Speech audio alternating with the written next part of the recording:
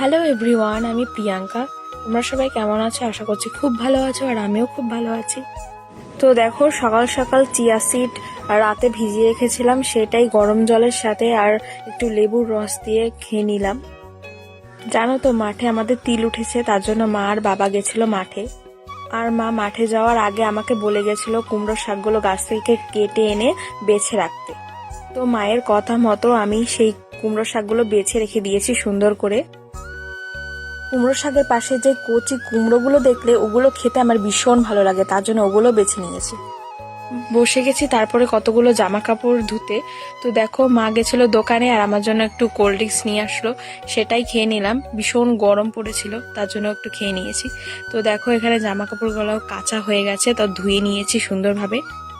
তো চলো জামা কাপড়গুলো সুন্দরভাবে ছড়িয়ে নিই। আর জানো না, ভীষণ গরম পড়েছে আমাদের এখানে। তোমাদের ওখানে কেমন গরম পড়েছে কমেন্ট করে প্লিজ বলো। তো জামা কাপড়গুলো ছড়ানোর পরে আমি গেছিলাম চান করতে। তো চান ঠান করে চলে এসেছি।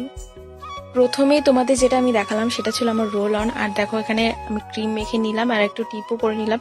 তো চলো পুজো দিয়ে আসি। তো পুজো আমার কমপ্লিট। আজকের ভিডিওটা এই পর্যন্ত, দেখা হচ্ছে নেক্সট ভিডিওতে।